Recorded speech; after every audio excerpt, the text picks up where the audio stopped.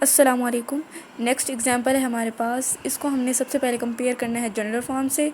वो हमारे पास होती है G of S is equal to F of S plus lambda A to B K of S T G of T D T. हमने इस equation को कंपेयर करना है जनरल फॉर्म से। यहाँ पे एफ ऑफ एस हमें गिवन है एस और कर्नल हमें गिवन है S cos T plus T square sine S plus cos S sine T which is of separable form. अब जो कोफिशेंट्स एस पे डिपेंड कर रहे होंगे वो ए ऑफ एस कहलाएंगे और जो टी पे डिपेंड करेंगे वो बी एस की वैल्यूज़ कहलाएंगी। अब यहाँ पे ए वन ऑफ एस है एस और सेकंड टर्म में हमने चेक करना है कि कौन सी वैल्यू एस पे डिपेंड कर रही है, वो है साइन एस, तो वो ए टू ऑफ एस की वैल्यू कहलाएगी साइन एस। और थर्ड टर्म में हमने चेक करना है कौन सी वैल्यू एस पे डिपेंड कर रही है, वो है कॉज एस, यहाँ पे कॉज एस आ जाएगा। अब हमने टी की वैल्यूज़ चेक करनी है, जो वैल्यूज़ टी पे डिपेंड करती हैं वो है कॉस टी जो फर्स्ट वाली टर्म है, और सेकेंड में हमने चेक करना है वो है टी स्केयर, और थर्ड है sine T. F of S हमें गिवन है एस। सबसे पहले हम एफ आईज फाइंड करते हैं, जैसे हमने पीछे वाले क्वेश्चन में फाइंड किया था। वो हमारे पास इक्वल होता है F I is equal to A to B integral B I F of T D T. अब यहाँ पे हमें थ्री वैल्यूज़ गिवन है ना, आई इज इक्वल टू 1 2 3, तो हम एफ वन कैलकुलेट करेंगे, एफ टू कैलकुलेट करेंगे और एफ थ्री कैलकुलेट करेंगे। अगर हमें टू वैल्यूज़ तक गिवन होता है ए टू ऑफ एस तक, तो फिर हम एफ टू तक जाते सिर्फ। यहाँ पे थ्री तक गिवन है तो हम थ्री तक जाएंगे। सबसे पहले जब हमने एफ वन कैलकुलेट किया तो आई की जगह पे 1 आ जाएगा into F of T D T. B one of T की हमें वैल्यू गिवन है कॉस टी और एफ ऑफ टी हमारे पास इक्वल है टी के। ये एफ ऑफ एस है, जब जो टी पे डिपेंड करेगा तो ये एफ ऑफ टी आ जाएगा और यहाँ पे टी आ जाएगा। देन यहाँ पे सिंपल इंटीग्रेशन की है तो वो हमारे पास आ जाता है 0। सेकेंड टर्म जब हम आई को टू वेरिएशन देंगे, F two is equal to minus pi to pi B two of T, F of T आ जाएगा इंटू डी टी। अब यहाँ पे देखें बी टू ऑफ टी हमें गिवन है T square, F of T है टी। उसके बाद हमने इंटीग्रेशन की है और अपर और लोअर लिमिट अप्लाई की है तो वो आ जाती है 0। थर्ड टर्म उसके बाद हमने आई को थ्री जब वेरिएशन दिया, F of three is equal to minus pi to pi B three of T F of T D T. B three of T है हमारे पास साइन टी और एफ ऑफ टी है टी। तो यहाँ पे फिर हमने वही सिंपल इंटीग्रेशन की है तो वो हमारे पास आ जाएगा 2 पाई।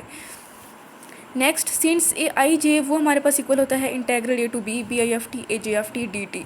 अब यहाँ पे हम कैलकुलेट करेंगे A one one A one two A one three A two one A two two A two three and A three one A three two A three three, क्योंकि थ्री टर्म तक जा रहा है तो हमें ये सारे कैलकुलेट करने पड़ेंगे। सबसे पहले हम कैलकुलेट करते हैं ए वन वन। जब ए वन वन कैलकुलेट करेंगे तो आई को भी वेरिएशन आएगी और जे को भी वेरिएशन आएगी।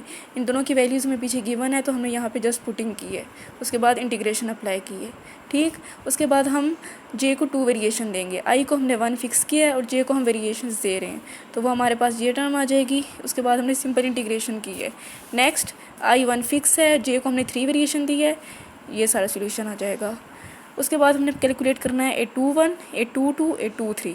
अब हमने आई को फिक्स करना है 2 और जे को वेरिएशन देनी है। यहाँ पे आई को फिक्स किया 2 और जे को 1 वेरिएशन दी तो ये आ जाएगा और फिर हमने वैल्यूज़ पुट की हुई हैं। थर्ड पे जाके हमने किया है A two three, I fix है और जे को हम वेरिएशंस दे रहे हैं minus pi to pi B two of T A three of T D T. B two of T की वैल्यू हमारे पास है, ए थ्री ऑफ टी की वैल्यू भी है।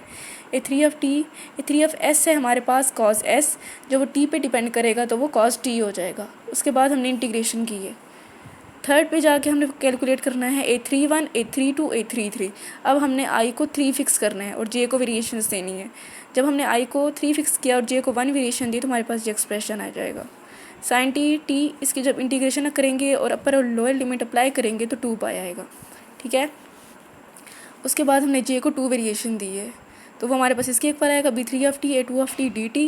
बी थ्री ऑफ टी है हमारे पास sine T, A two of T है वो भी साइन टी है, साइन स्केयर टी। इसको हमने यहाँ पे ट्रिग्नोमेट्रिक रूल अप्लाई की है।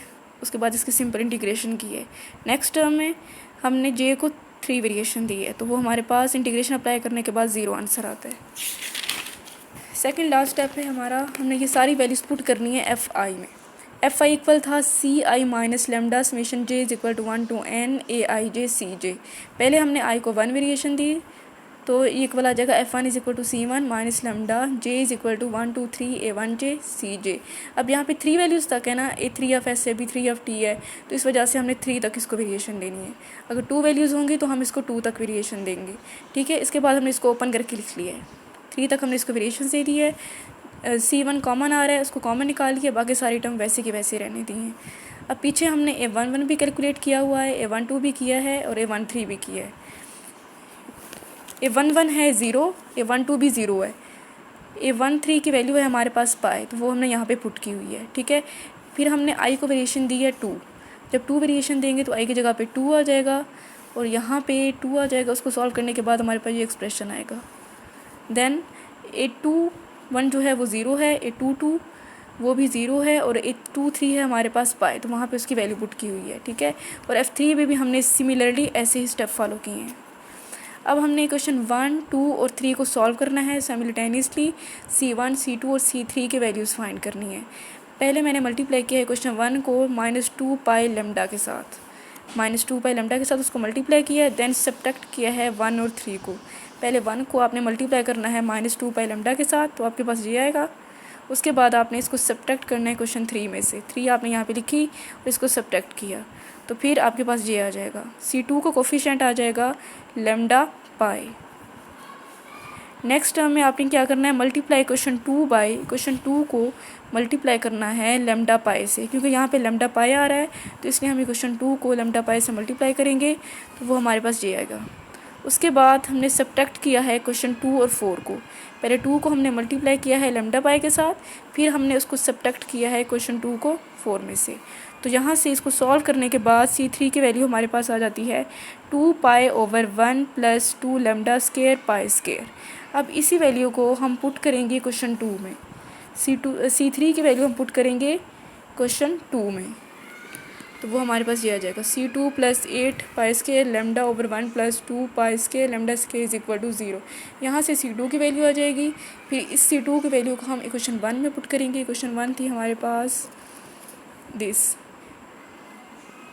जब उसको हम इस इक्वेशन में पुट करेंगे तो C1 की वैल्यू आ जाएगी। देन GFS जो है वो हमारे पास इक्वल है FS + lambda summation I = 1 to 3 AIFS CI। अगर हमें 2 वैल्यूज़ गिवन होंगी तो हम 2 तक जाएंगे, यहाँ पे 3 है तो इसलिए हम 3 तक जाएंगे। उसके बाद I को वेरिएशन दे देंगे तो हमारे पास ये एक्सप्रेशन आएगा।